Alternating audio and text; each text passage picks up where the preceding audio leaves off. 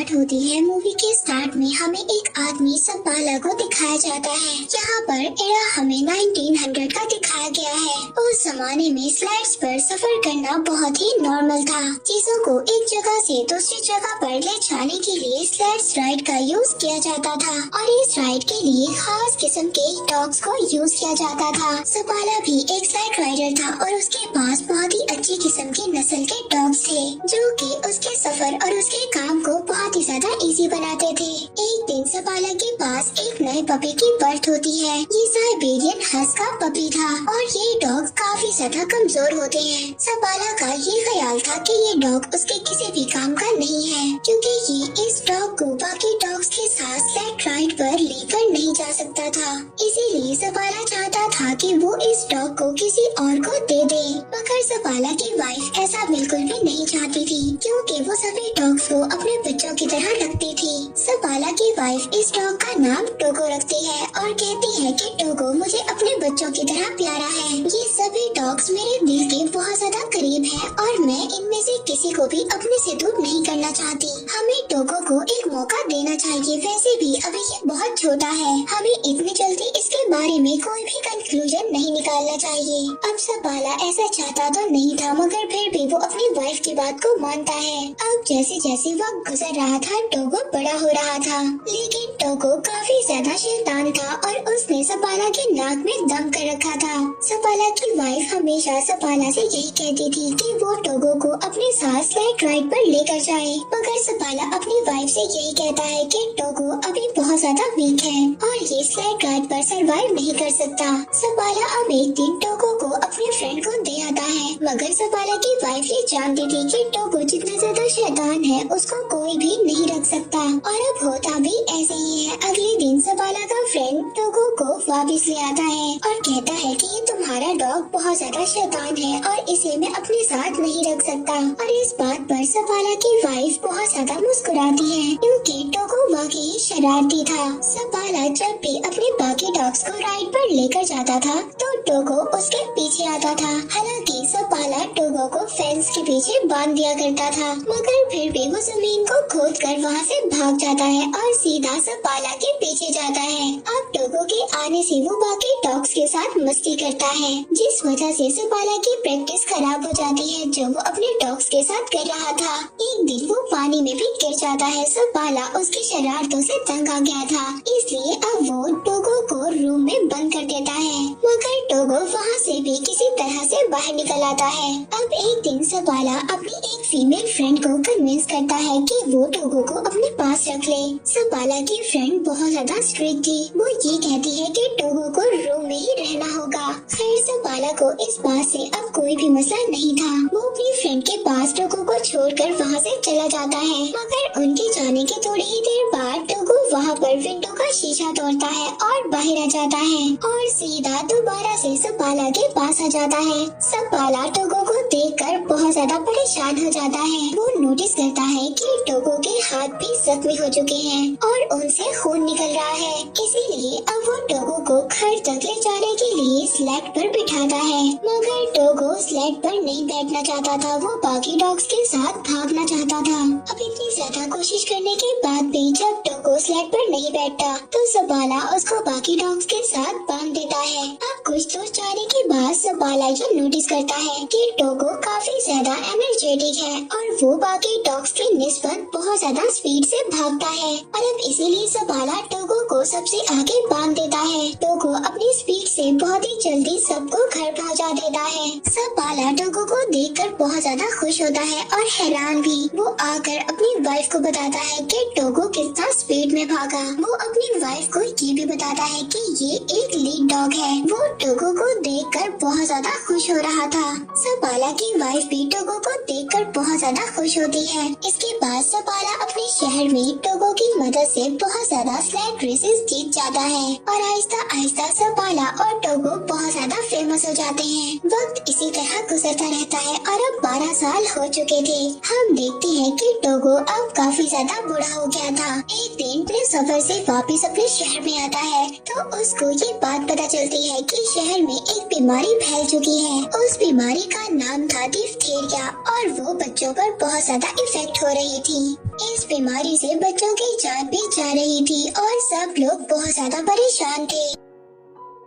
अब मेयर वहाँ पर एक मीटिंग बुलाता है जिसमें सपाला भी जाता है। मेयर बताता है कि इस बीमारी का एक एंटीडोट भी है जो यहाँ से 600 किलोमीटर दूर नेवाडा में है, लेकिन वहाँ पर जाना बहुत ज्यादा खतरनाक है क्योंकि एक बहुत बड़ा तूफान आने वाला है। मेयर वहाँ पर सपाला से भी मौसम के बारे में पूछता है तो सपाला उसको जवाब देता है कि जब मैं वापस आ रहा था तो मौसम को देखकर डॉग्स भी घबरा रहे थे और टोगो भी बहुत ज्यादा घबरा रहा था। टोगो ने काफी साल बाद कुछ ऐसा किया है और अगर वो मौसम से घबरा रहा था तो हमें भी घबराना चाहिए। इसके बाद सपाला वहाँ से चला जाता है। सपाला जब बाहर आता है तो एक डॉक्टर उससे लिफ्ट मांगता है। अब सपाला उसको अपनी स्लाइड पर हॉस्पिटल छोड़ देता है। हॉस्पिटल में जाकर सपाला देखता है कि सब बच्चे बहुत ज्यादा बीमार हैं और अगर मेडिसिन न लाई गई तो बच्चों की जान को भी नुकसान हो सकता है। अब ये सब देखकर सपाला सोच में पड़ जाता है। वो घर आकर अपनी वाइफ से कहता है कि मैं दवा लेने जरूर जाऊंगा।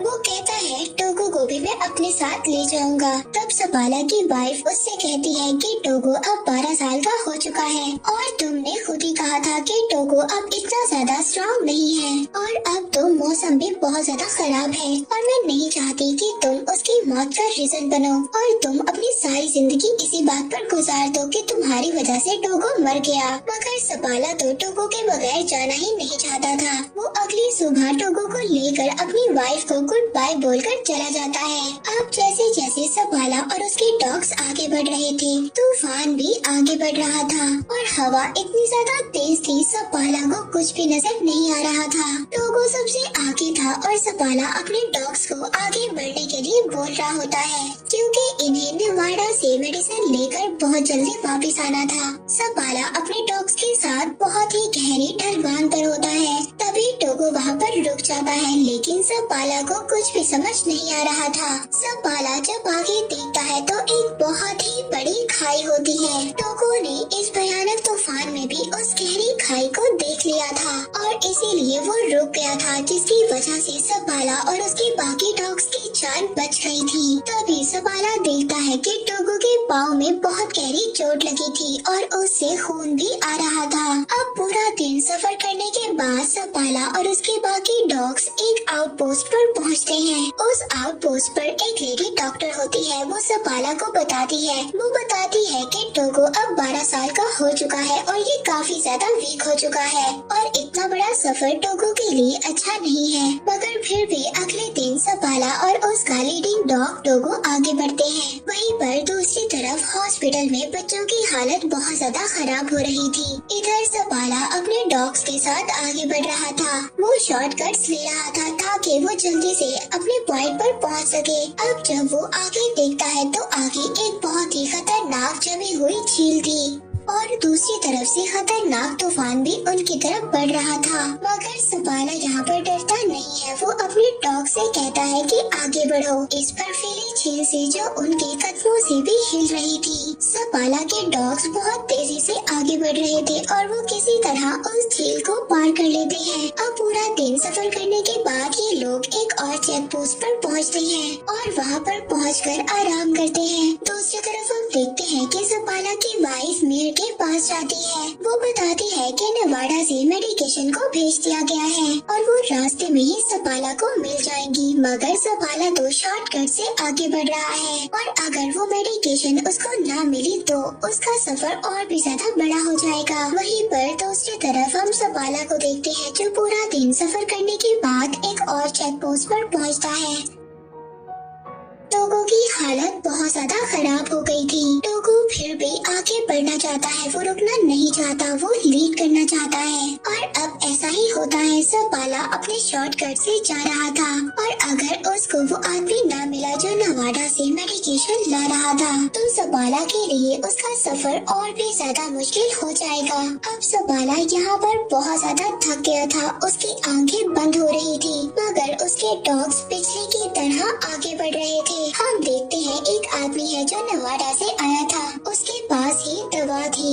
वो आदमी रुकता है मगर सबाला अपने डॉग्स के साथ आगे बढ़ रहा था। वो आदमी उसको आवाज भी देता है लेकिन सबाला अपनी हिम्मत होशी में होता है। यहाँ पर बहुत तेज हवा भी चल रही थी जिसकी वजह से सबाला उस आदमी की आवाज को नहीं सुन पाता। मगर टोगो ने यहाँ पर कुछ तो सुन लिया था। उस आदमी को ऐसा लग रहा था कि सबाला ने उसकी कोई भी बात नहीं सुनी और वो ऐसे ही आगे चला गया। मगर तभी वो आदमी देखता है कि सबाला वापस आ रहा था क्योंकि टोगो वहाँ पर रुक गया था और अब सबाला के पास वो दवा थी जिसकी वजह से वो इतनी ज्यादा दूर आया था। अब वो दोनों आगे जाकर एक चेक पोस्ट पर रुकते हैं। सबाला का दोस्त उसे कहता है कि टोगो को यहीं पर छोड़ दो। मैंने ऐसे इन खतरनाक तूफान में अपने बहुत ज्यादा डॉग्स को खोया है और मैं ये नहीं चाहता कि तुम भी अपने इतने प्यारे डॉग टोगो को खो दो। लेकिन सबाला इस बात से मना कर देता है। वो कहता है कि टोगो मेरा लीड डॉग है और मैं इसके बगैर सफर नहीं कर सकता। और दोबारा से सबाला अपने डॉग्स के साथ सफर शुरू कर देता है। दोबारा से उनके सामने वही झील आती है जिस झील को सबाला ने अपने डॉग्स के साथ कल पार किया था और अब वो झील हिल रही थी। मगर ये लोग अगर इस झील पर से ना गए तो इनका सफर एक और दिन बढ़ जाएगा। सबाला अब ये फैसला करता है कि वो इसी रास्ते से आगे बढ़ेंगे। वो अपने डॉग टोगो को कहता है कि आगे बढ़ो। उसके सारे डॉग्स बहुत ही तेजी से उस झील को पार करने लगते हैं और अब उस झील में से पानी निकलना भी स्टार्ट हो जाता है। अगर ये लोग इसी झील में डूब गए तो सबके सब मर जाएंगे। मगर यहाँ पर टोगो और बाकी डॉग्स के स्पीड की वजह से वो लोग किसी न किसी तरह किनारे पर पहुँच जाते हैं। मगर जिस टुकड़े से ये डॉग्स आगे बढ़ने वाले थे तभी वो टुकड़ा हिलता है और किनारे से अलग हो जाता है। अब सबाला टोगो को उठाकर उस किनारे पर फेंक देता है और कहता है कि इस बर्फ के टुकड़े को खींचो। टोगो यहाँ पर बहुत ज्यादा जख्मी था मगर वो जख्मी होने के बावजूद भी अपना पूरा जोर लगाता है और सभी को किनारे पर ले आता है। अब ये लोग सबके सब उस जमी हुई झील से बाहर आ जाते हैं जहाँ पर ये सब लोग फंस गए थे। अब सबाला अपने डॉग्स को किसी न किसी तरह बचाकर एक चेक पोस्ट पर ले आता है जहाँ पर वही लेडी डॉक्टर भी थी। वो लेडी डॉक्टर जब टोगो को देखती है तो उसकी आंखों में आंसू आ जाते हैं। वो सबाला से कहती है कि तुम्हारा डॉग मर रहा है, इसकी हालत बहुत ज्यादा खराब है। वो यहाँ पर सबाला को भी उदास कर देती है क्योंकि टोगो सबाला को बहुत ज्यादा प्यारा था। अब सबाला रात गुजारने के बाद जब अगले दिन अपना सफर शुरू करता है तो वो टोगो को आगे नहीं बांधता बल्कि पीछे बांध देता है क्योंकि वो बहुत ज्यादा बीमार था और सफर भी नहीं कर सकता था।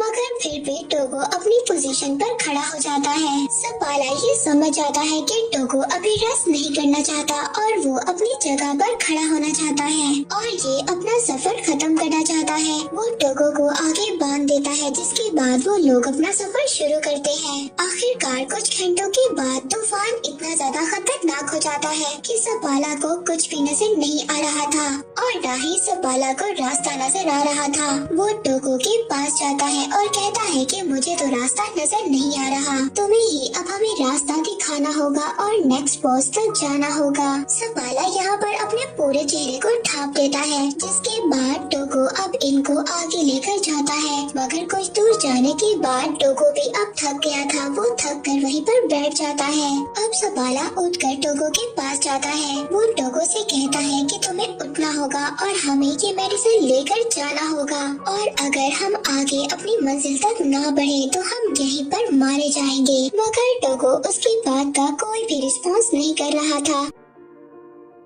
सबाला इस बात पर बहुत ज्यादा खुश था कि टोगो की वजह से उसकी जान बच गई। मगर टोगो उसकी बात का कोई भी रिस्पॉन्स नहीं कर रहा था। तभी एक आदमी लैंटर्न लेकर वहाँ पर आता है, यानी कि यहाँ पर टोगो ने अपना काम कर दिया था। उसने सबाला को चेक पोस्ट तक पहुँचा दिया था। वो ये देखकर बहुत ज्यादा खुश होता है क्योंकि टोगो की वजह से सबकी जान बच गई थी। अब सबके सब अंदर जाते हैं क्योंकि टोगो बहुत ही ज्यादा बेहाल होता है। उसकी हालत बहुत ज्यादा खराब होती है।